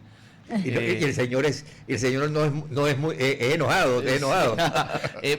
Nos quedamos con estos comentarios, la verdad, que usted nos da. Me parece importantísimo, sobre todo porque ayer en el mismo segmento en que estamos ahora tuvimos a un psicólogo que nos hablaba de la importancia de la introspección, de la vida interior, y creo que va conectado a lo que usted nos dice. Así que los cuestionamientos que hacemos son para que las ideas que compartimos realmente puedan ser mejor aplicadas. Nos parece un aporte importantísimo lo que usted nos pide, la educación de la inteligencia emocional. Y solo quisiera cerrar con esto. Si queremos hablar de seguridad en Ecuador, tenemos que hablar primero de salud emocional, porque nadie cuida lo que no siente que vale. Nadie protege una vida que no la siente como propia. Y el crimen organizado se aprovecha del dolor no atendido de los seres humanos, de esta soledad, de este vacío emocional que tenemos. Por eso, educar en inteligencia emocional no solo es un bienestar personal, es una prevención social, es seguridad y es futuro. Okay, muchísimas gracias. Y RTP 965, a la conquista del mundo digital. Presenta sus nuevas instalaciones y tecnología de vanguardia. Renovamos nuestro compromiso de seguir brindando contenido útil y de la más alta calidad. Programas de opinión con referentes de la comunicación. Noticias para contar todo lo que está pasando en todo momento. Una variedad de segmentos con lo que necesitas saber. Y asociaciones internacionales estratégicas. Todo para mantener a nuestra audiencia y seguidores siempre bien informados. Siempre en RTP. Buena compañía. Estamos de vuelta. Hemos regresado del corte. Larisa tenía algo interesante que decirnos. No, es que yo sigo con eso. Yo sé que soy medio intensa, pero bueno, así nací. ¿Qué quieres que haga? Una mezcla. Mamma mía. Mamma mía. O sea, sí, o sea, soy Le intensa. voy a decir Lady Gaga, Born This Way. Pero mira que se le acercó a Bad Bunny y lo sobó. Y el otro pensó que lo iban a atacar. Tú sabes que Bad Bunny tenía un... No lo sobó, no diga lo que no es. Sí, sí. No lo sobó. A ver, lo hizo... Tenía Tenía otra palabra. una de estas... ¿Puedo hablar? Sí, Hable. okay. Mira, porque no está Astrid, que es mi pana, que atacamos a César cada vez que podemos, pero tenía uno de estos vests a prueba de balas porque por el Super Bowl, que teme por su vida, pero bueno, miren, toda acción tiene reacción. Y sigo con el Alex Saab, se me va a quedar aquí en la cabeza porque tengo que decirlo. Sí el invitado puede esperar 5 minutos, dame 5 minutos. Sí hizo daño al Ecuador, porque el haber traído el dinero acá, perjudicó a Venezuela, le robó a Venezuela, y aquí en el Ecuador se hicieron mucha gente por esas casas prefabricadas, negociados, todo. A ver, no me interesa, porque eso ya fue pasado y ya pasado es. Pero sí, Alex Saab, primeramente, lavó y usó el Banco Central para canalizar fondos, que para mí es un crimen.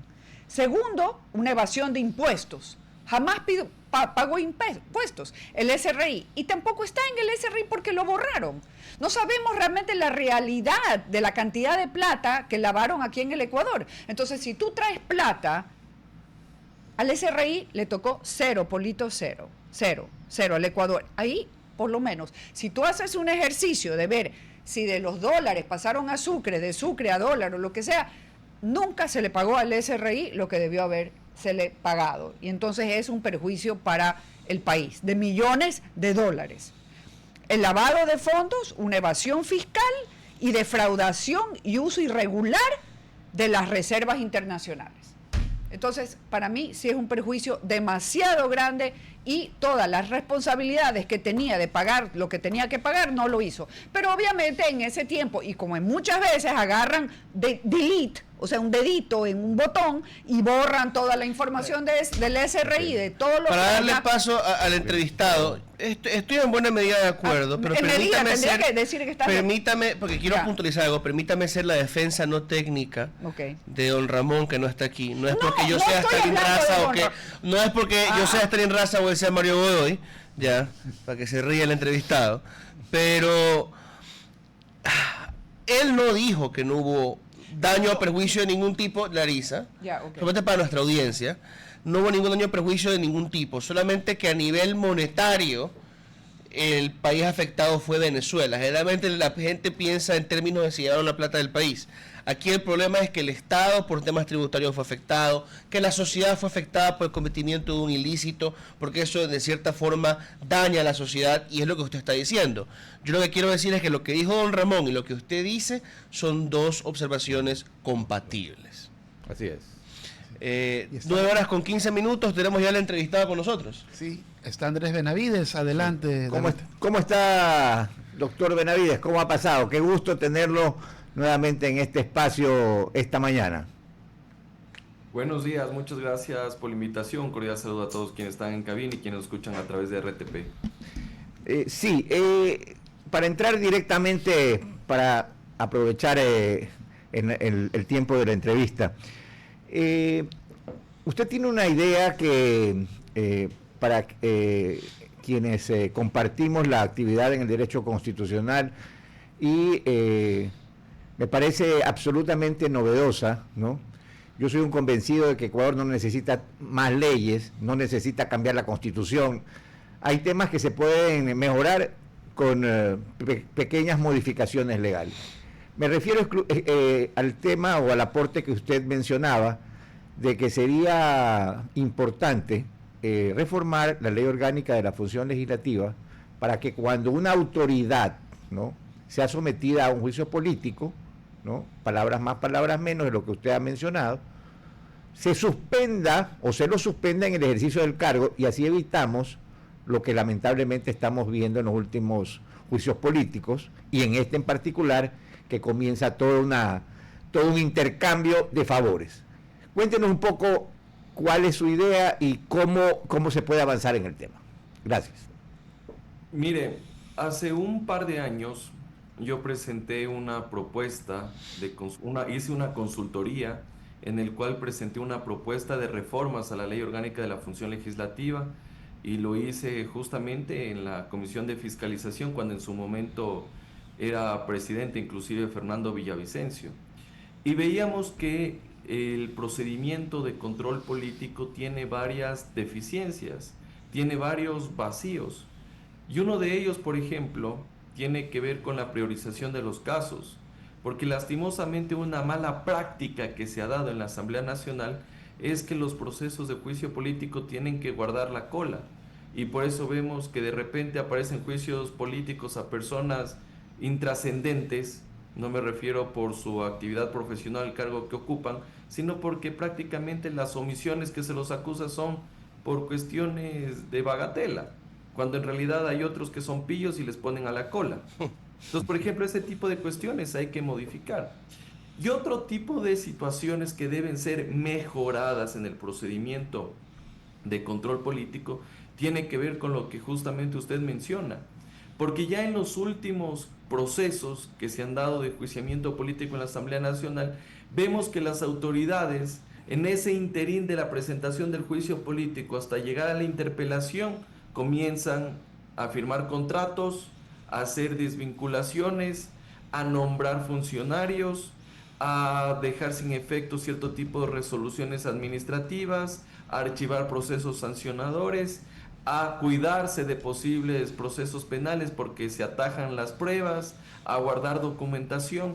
Entonces yo lo que estaba pensando, y teniendo la experiencia que existen en otros países, como es el caso de Brasil, usted puede suspender al funcionario público mientras está en curso un proceso de impeachment, de control político, para evitar que el funcionario, al momento de que está siendo juzgado, él pueda realizar otro tipo de actuaciones para cuidarse.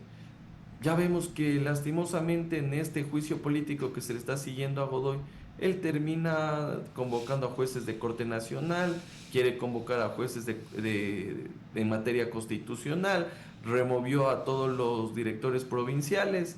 ¿Con qué finalidad? Obviamente, ¿con la finalidad de qué? De negociar cargos públicos. Los directores provinciales hacen la moneda de cambio para los votos en la Asamblea Nacional. Ah, eres asambleísta de Pastaza, a ver, dame los 3 nombres. Sí. Funciono y le ponen. Y con eso tienes los votos para que se te quede el juicio político. Okay, entonces, este tipo de prácticas creo que deberíamos pensar a partir de una reforma a la ley de la función legislativa. Abogado, nosotros estamos conscientes que toda política pública tiene un efecto deseado o previsto, pero también a veces hay efectos perversos o no deseados de las políticas públicas. Cuando hablamos de suspender el ejercicio del cargo a un funcionario a través de un juicio político y conociendo la naturaleza humana de nuestros asambleístas, ¿no estaríamos también encontrando un mecanismo para paralizar al Estado desde el Congreso? No necesariamente, porque tendríamos que arreglar este procedimiento. Entonces, por ejemplo, a ver, yo veo 2 situaciones que podríamos plantear. La una es que automáticamente con la admisión del juicio político por parte del CAL, desde ese momento automáticamente el funcionario queda suspendido. Ya, esa puede ser una opción. La otra opción es que una vez admitido la solicitud de juicio político y si es que se requiere esa suspensión por parte del solicitante, se debe convocar a un pleno en la Asamblea Nacional para que sea el pleno, como mayoría absoluta, quien disponga esa medida cautelar, llamémosle así, esa medida de suspensión. Pero claro, ahí tenemos otro tipo de situaciones que se pueden dar. Porque aquí, donde se dan este tipo de regulaciones, también se puede ver la letra colorada o hacer la trampa. Me invento. Justo estamos en medio de un proceso de designación del fiscal general del Estado. ¿Ya? Y digamos que hay uno de los vocales del Consejo de Participación Ciudadana que me cae mal y necesito poner los votos para nombrarlo a fulano. Le sigo juicio político, voy a la asamblea, lo suspendo y lo saco de la jugada. También se puede dar esos efectos perversos. Entonces hay que tomar en cuenta ese tipo de situaciones de cara a plantear una reforma legal de esta naturaleza. Conceptualmente resulta interesante, pero ahí tenemos lo que usted también menciona. Dice, bueno, ¿vamos a paralizar la función pública? Sí, podría ser con aquellos juicios políticos que no son como tal preocupantes para la ciudadanía, sino que más bien es una rencilla política, etcétera, etcétera. ¿De acuerdo? Pero también se puede dar la otra situación que yo le comento, que por cálculo político le sigues el juicio político y le suspendes para poner un voto donde necesitabas. O por ejemplo, vas justamente el fiscal general del Estado a procesar a alguien de alto vuelo, le sigues juicio político y lo sacas del cargo.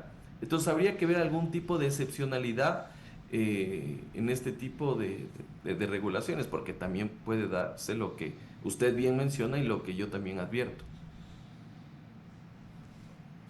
Ahora, doctor, yo ayer planteaba, ¿no?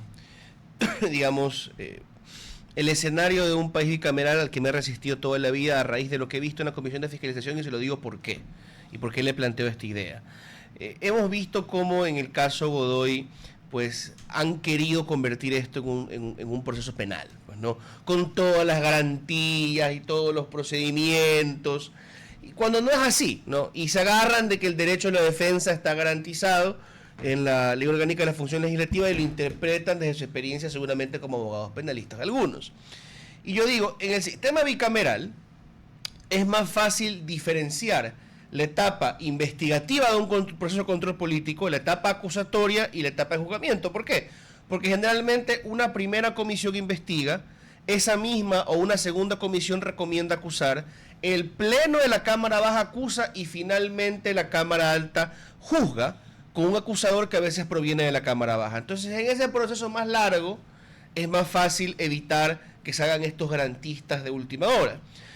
Mi pregunta para usted sería, como estamos muy lejos de la bicameralidad, en este sistema unicameral, ¿qué modificaciones a lo mejor deberíamos hacer para dejarle eso más clarito a nuestros asambleístas?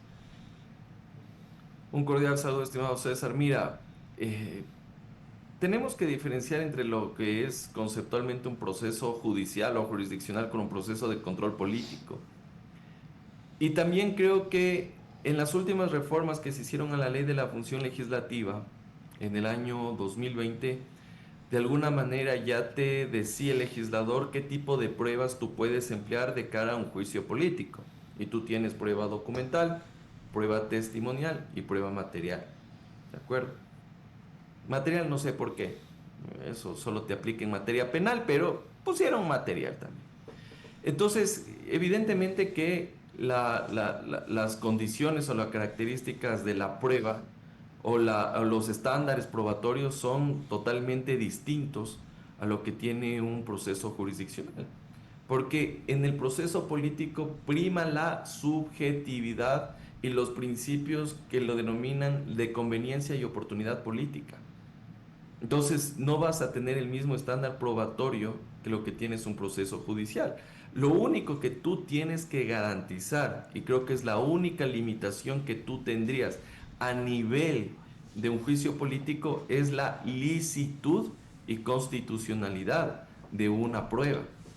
Entonces, claro, porque tú tampoco es que puedes hacer allanamientos, puedes hacer intercepción a comunicaciones sin orden judicial. Esa es una prueba ilícita, es una prueba inconstitucional. Pero también tiene que ser una prueba pertinente, útil y conducente. Pero hemos tenido una mala práctica en nuestro país respecto de lo que viene a ser los juicios políticos, porque también piensan que es un juego del todo vale, donde ponen cualquier documento, cualquier papelógrafo y le sigues juicio político. Y mira que yo justamente estaba revisando varias solicitudes de juicio político para efectos académicos y me di cuenta que el juicio político ad hoc fue hecho justamente como prueba un recorte de prensa del diario El Hoy, que ya extinto, que había aquí en Quito. Y con eso, y me parece que es del periodista Vivanco, y justamente esa es la prueba que se utiliza para seguir el juicio político. Y permítame, Andrés, estimado doctor Benavides, tema distinto pero de gravedad aún mayor incluso. En este país se emite decretos de estado de excepción con pura nota periodística, ¿ya? Así lo justifican. Uno ve, digamos, a qué recurre el gobierno y es pura nota del Comercio, el Universo, el Expreso, por ahí, algo del New York Times, el Washington Post. Entonces, repito brevemente para darle paso a mi colega, ¿no? ¿Qué hacer para, claro, no llegar a un extremo donde los asambleístas usan cualquier rumor como, digamos, prueba? Ni quedarnos en lo que está pasando ahora, que es, si no hicieron el anuncio como si esto fuera juicio penal, no pueden introducir otra prueba en el proceso de la Comisión de Fiscalización. Mira, es que justamente vamos a ese problema que yo creo que no es como tal un problema de norma, sino de práctica legislativa. Y te ponía un ejemplo, el de aquí, con un recorte de prensa. Pero ahora tú tienes ya otro tipo de estándares, al menos mínimos, en lo que tiene que ver sobre la licitud de la prueba. Pero volvamos al tema de la práctica, porque aquí quiero tomar en cuenta y hacer una comparación de otro caso. Cuando esta misma comisión de fiscalización sustanció el juicio político en contra de Gonzalo Albán, lo hizo con un documento que fue declarado nulo a nivel legal, incluso judicial, por el Tribunal Constitucional Electoral. ¿Ya? Con un voto salvado. Y a mí me llamaron a rendir testimonio, me acuerdo, en esa comisión, y yo les decía que ese documento jurídicamente tenía el mismo valor que una servilleta. nada, ninguno. Pero en cambio, en ese juicio político prácticamente era como que se hubieran encontrado los 10 mandamientos prácticamente. Entonces, y con eso le sigues el juicio político a Albán. Pero ahora que viene Godoy, no pues. Ahora son garantistas. Ahora los estándares probatorios prácticamente es como si fuera un proceso penal. Entonces uno dice, ¿y por qué ese doble rasero? Claro, porque aquí obviamente también están utilizando esas deficiencias que tiene la norma para favorecer a unos, pero también para perjudicar. Doctor Rodríguez. Sí, y con esto un poco retomando a la idea original, doctor Benavides, realmente está sumamente desprestigiada la institución del juicio político en Ecuador, y lo que estamos viendo en estos días en el juicio del presidente del Consejo de la Judicatura, el doctor Godoy, lo demuestra, ¿no? Lo demuestra. Una vergüenza lo que está ocurriendo. Entonces, ¿usted cree que esto es un tema de práctica legislativa o, por el contrario, es que tenemos que ir a una reforma más profunda y, como decía César, ir a la bicameralidad? Yo creo que este es un problema de práctica legislativa y de mañosería. Eso es. Entonces, lastimosamente tenemos asambleístas que recién están aprendiendo a ver cómo son los procedimientos de fiscalización, cómo son los procesos de control político. Y recuerdo, en el juicio político Albán, que el propio presidente de la comisión decía, usted, señor Albán, que es el interpelado. Oye, un ratito. El interpelado es cuando ya va al pleno de la Asamblea Nacional. Entonces, que ni siquiera sabe utilizar términos adecuados de un proceso. Imagínate cómo será la sustanciación. Y eso que es abogado. Y eso que es abogado. Imaginemos, el señor presidente es abogado y no sabe lo que es, no sabe usar la terminología que se aplica en estos casos. Me va a hacer repetir la frase de ese jurista guayaquileño que me decía, César, el problema en este país es que hay 2.200 jueces, pero no hay 200 buenos abogados en el país. Una pena, realmente. Una pena. Bueno, muchísimas gracias, doctor Benavides. Un gusto tenerlo con nosotros. Lastimosamente el tiempo es ingrato. Así es. Y tenemos que pero próximamente nos encontraremos de nuevo, doctor Benavides. Siempre un placer. Así es, queridos colegas, bueno, cerramos el programa de hoy. Nos toca despedirnos con amor en el corazón. Con amor en el corazón y con optimismo. Y con una mención importante, ¿no? Un saludo para el presidente de Solca, hoy el Día Mundial de la Lucha contra el cáncer. Y a todas las familias que luchan contra el cáncer. Y a todos, darles un mensaje de esperanza para poder vencer esa terrible enfermedad. Un abrazo para todos. Así es, un abrazo para todos, 9:31 de la mañana. Comprar tu casa y pagar tus deudas se puede. Con el crédito Mi Casa Propia del Banco del Pacífico, el sueño de tener tu primera vivienda se puede, porque con una tasa de interés de tan solo el 4,87% y el respaldo del programa Miti Miti del Gobierno Nacional, se puede. Solicita tu crédito en agencias del Banco del Pacífico, tu banco. Hasta aquí, la mañana en RTP. Esta es la mañana. Control Master Marisela Basantes. Transmisión digital Gerardo Díaz. Coordinación de entrevistas Diana Raimondi. Redes sociales Erika Eras. Edición Oscar Saavedra. Todos los derechos reservados. RTP 2026.